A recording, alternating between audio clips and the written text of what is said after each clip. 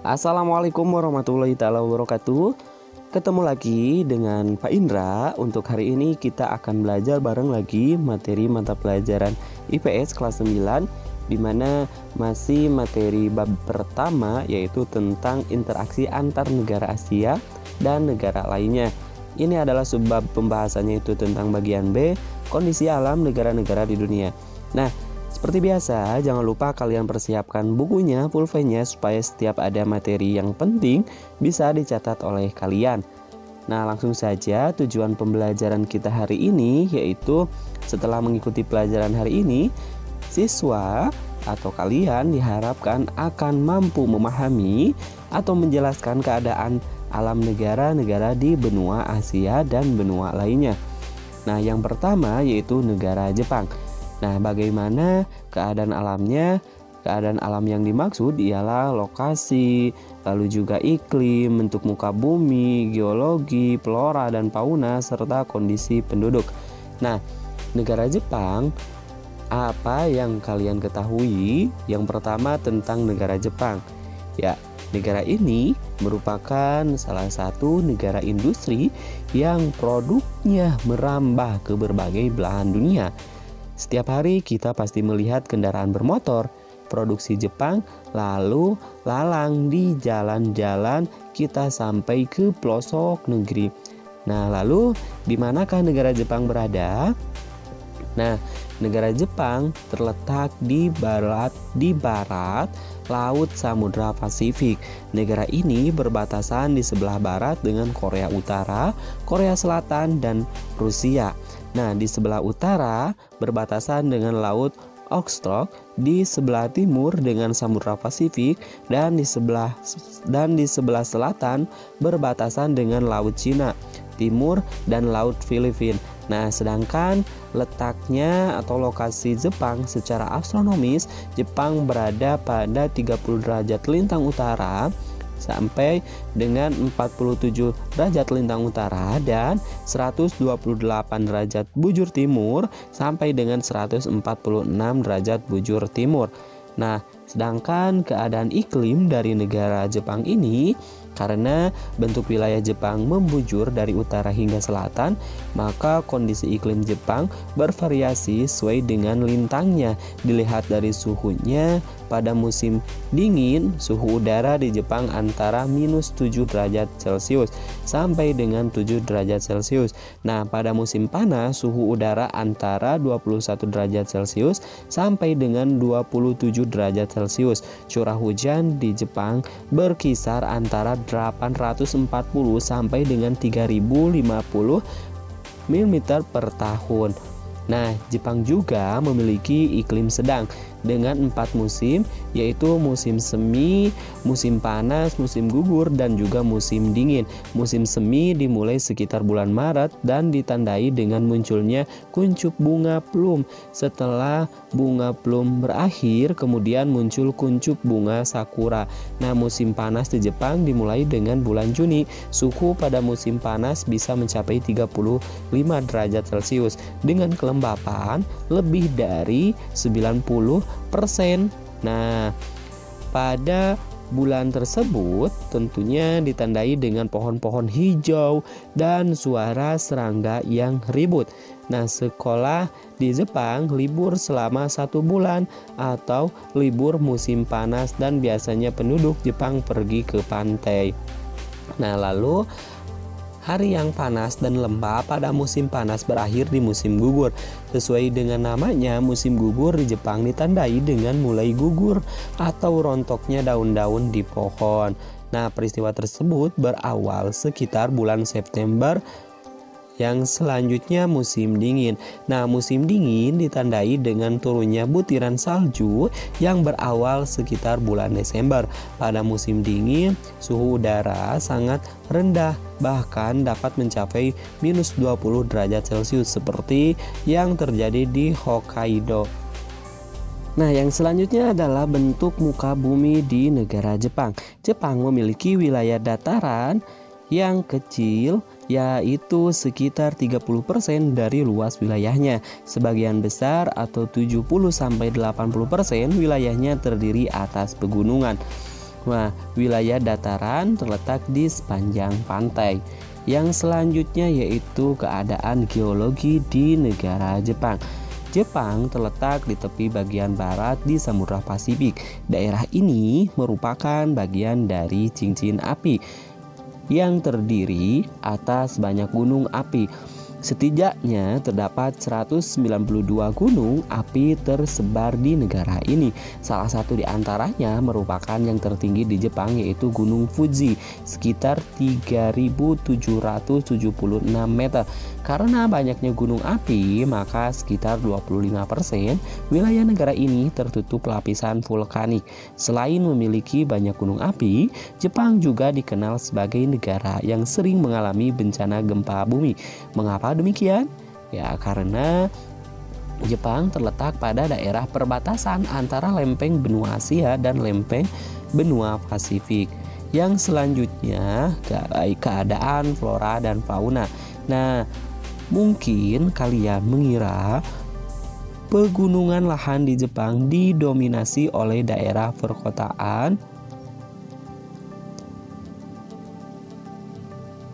Mungkin kalian mengira bahwa penggunaan lahan di Jepang didominasi oleh daerah perkotaan dengan banyak permukiman dan industri. Ternyata perkiraan tersebut dapat dipahami mengingat Jepang merupakan sebuah negara maju atau negara industri. Ternyata perkiraan tersebut salah karena 67% wilayah di Jepang justru masih merupakan hutan. Beberapa jenis tumbuhan yang dapat dijumpai diantaranya adalah pohon ek, bambu, maple, beech, dan poplar. Hewan di Jepang telah banyak berkurang. Dulu di negara ini dapat ditemukan babi hutan, monyet, serigala, dan rusa. Namun kini jumlahnya terus berkurang. Nah, yang terakhir adalah kondisi penduduk di negara Jepang. Jepang memiliki penduduk sebesar 126,9 juta jiwa WVDS pada tahun 2015. Walaupun jumlah penduduknya besar, tetapi ada kecenderungan terus mengalami penurunan. Angka kelahiran di Jepang relatif rendah, sedangkan terjadi penurunan jumlah penduduk. Nah, pertumbuhan penduduk Jepang minus 0,1%, berarti setiap tahun terjadi penurunan jumlah penduduk sebesar 0,1%. Sementara itu, penduduk lanjut usia semakin besar jumlahnya karena keadaan kesehatan yang lebih baik. Yang kedua yaitu negara Amerika Serikat.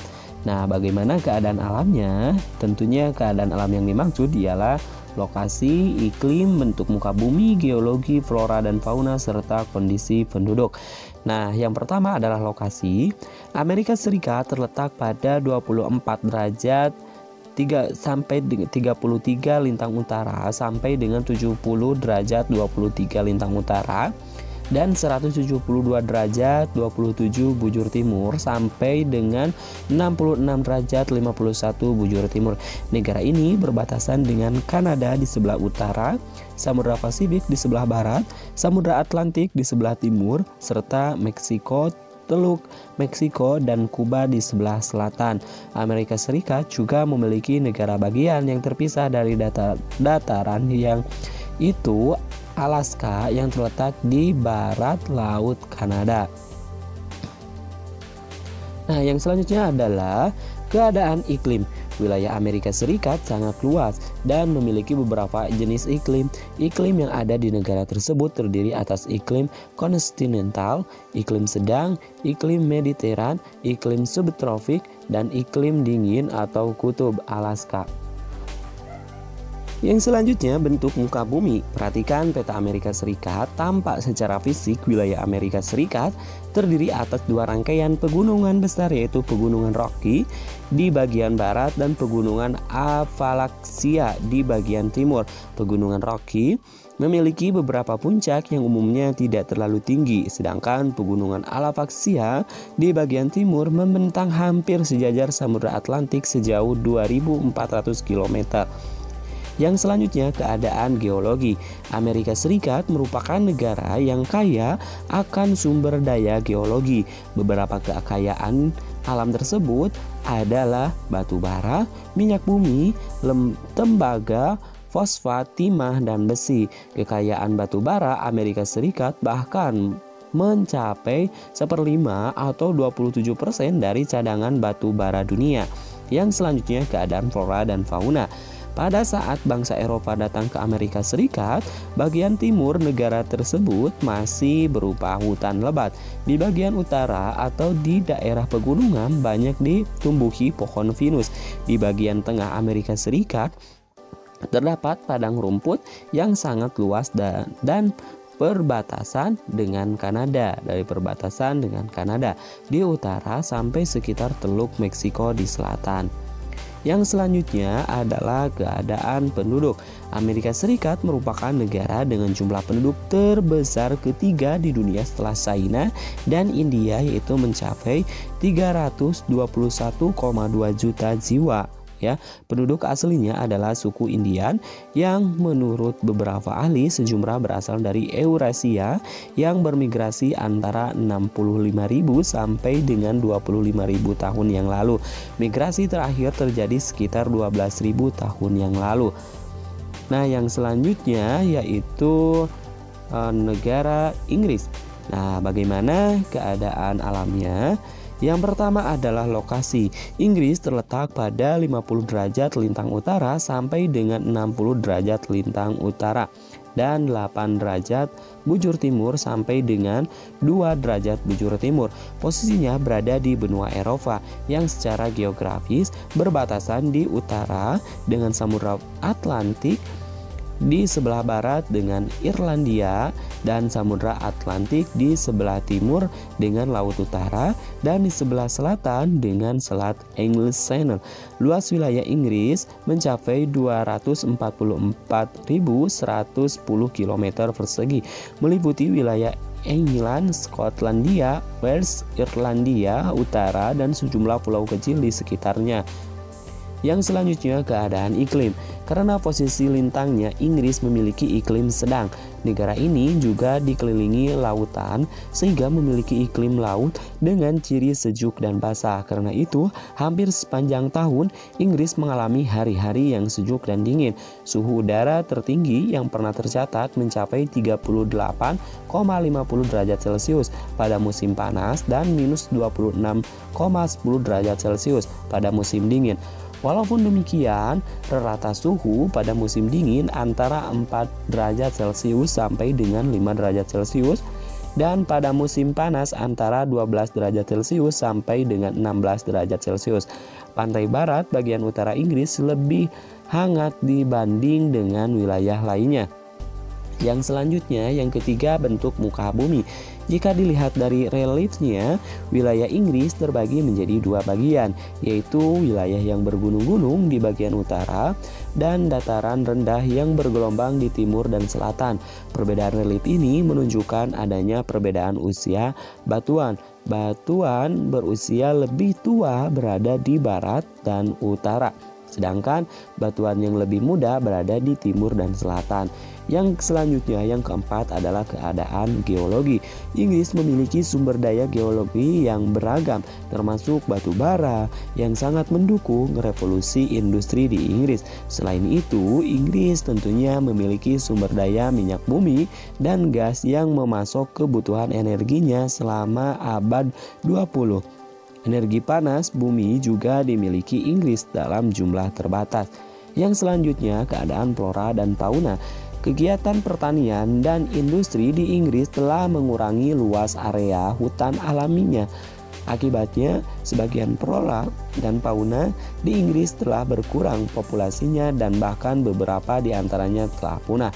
Flora yang dapat dijumpai di Inggris adalah pohon ek dan el, house extra, Sponnergia, dan Firjogs. Fauna yang masih banyak dijumpai adalah rusa merah Skotlandia dan sekitar 400 burung termasuk Raja Wali emas dari Skotlandia dan belibis merah yang khas dari Inggris. Nah, yang terakhir yaitu kondisi penduduk. Pada tahun 2015, penduduk Inggris mencapai 65,1 juta jiwa. Angka pertumbuhan penduduknya hanya 0,4% atau tergolong rendah. Sebagian besar tinggal di daerah perkotaan yang mencapai angka 80% dari jumlah penduduknya. Kota London sebagai ibu kota negara dihuni oleh sekitar 12% penduduk Inggris, sementara daerah bagian utara seperti Skotlandia, Wales, dan Irlandia Utara penduduknya adalah jarang. Yang keempat adalah negara Australia. Nah, lokasi Australia, nah dapat kalian lihat kembali pada pembahasan tentang benua Australia tentunya ya, jadi sama. Nah, sedangkan keadaan iklimnya, iklim di Australia bervariasi karena wilayahnya yang sangat luas. Australia berada pada 3 wilayah lintang, yaitu wilayah lintang tropis, subtropis, dan sedang. Wilayah Australia yang termasuk lintang tropis berada pada 11 derajat lintang selatan sampai dengan 23,5 derajat lintang selatan. Lintang subtropis pada 23,5 derajat lintang selatan sampai dengan 35 derajat lintang selatan, dan wilayahnya lintang selatan pada 35 derajat lintang selatan sampai dengan 44 derajat lintang selatan. Dari arah tropis ke lintang sedang suhu udaranya terus menurun. Nah, yang selanjutnya yaitu bentuk muka bumi. Setidaknya terdapat 4 bentuk muka bumi di Australia, yaitu dataran pantai, dataran tinggi timur, dataran rendah tengah, dan plato. Dataran pantai terdapat di bagian timur Australia yang memanjang dari Queensland sampai Victoria. Wilayah ini merupakan wilayah terdapat di Australia. Nah, sedangkan dataran tinggi timur atau disebut juga dengan The Great Driving Range terletak di bagian timur Australia. Wilayahnya memanjang sejauh 3.500 km dari Cape York, Peninsula sampai Tasmania. Yang selanjutnya adalah dataran rendah tengah, memiliki ciri sangat datar, ketinggian sekitar 200 meter di atas permukaan bumi. Yang terakhir yaitu plato di bagian barat mencakup sepertiga luas benua Australia. Kondisi iklimnya sangat kering dan semi kering serta tersusun oleh batuan beku purba dan batuan metamorf. Yang keempat adalah kondisi geologi. Australia memiliki sejumlah potensi sumber daya alam seperti minyak dan gas, boksit, batu bara, biji besi, intan, aluminium, tembaga, emas, mangan, litium, biji mangan, fosfat, nikel, vanadium, zinc, perak, dan uranium. Produksi batu bara Australia merupakan yang terbesar kedua setelah Republik Guinea dan urutan kelima di dunia sebagai produsen aluminium. Yang terakhir yang kelima adalah flora dan fauna.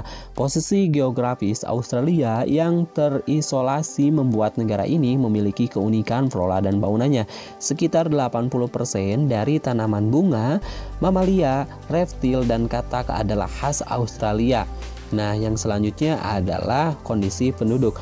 Jumlah penduduk Australia mencapai 23,9 juta dengan angka pertumbuhan mencapai 1,15%. Jumlah penduduk Australia tersebut relatif kecil jika dibandingkan luas Australia yang sangat besar.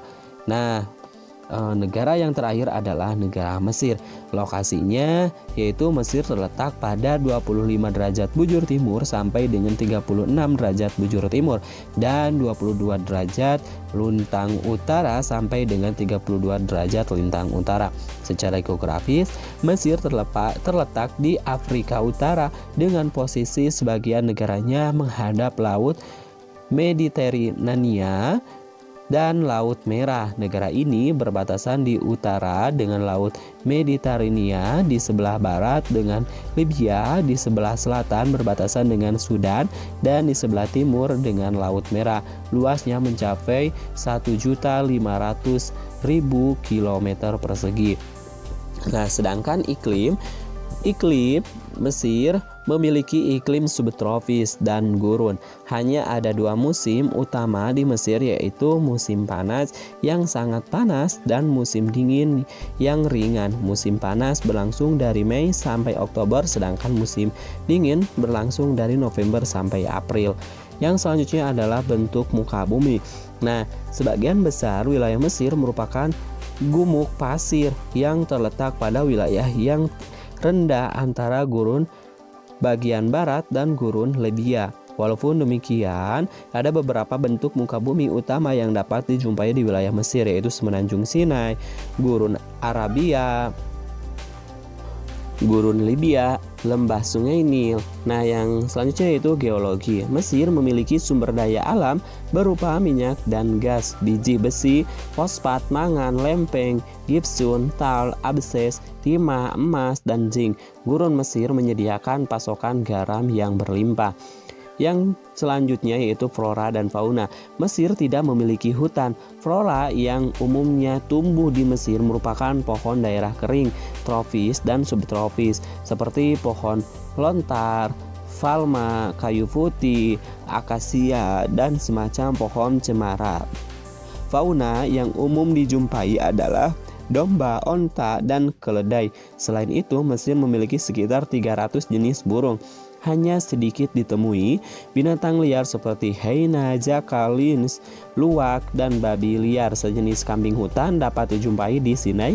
Reptil berupa buaya dan ular juga dapat dijumpai di lembah Sungai Nil. Selain itu, berbagai jenis ikan dapat dijumpai di Sungai Nil. Yang terakhir adalah penduduk. Jumlah penduduk Mesir mencapai 89,1 juta jiwa, sekitar 43% penduduknya tinggal di daerah perkotaan dan sekitar 2/3 dari penduduk tinggal di daerah delta dan lembah sungai yang subur. Sekian, sampai ketemu di video pembahasan selanjutnya, semoga bermanfaat. Kami akhiri, assalamualaikum warahmatullahi wabarakatuh.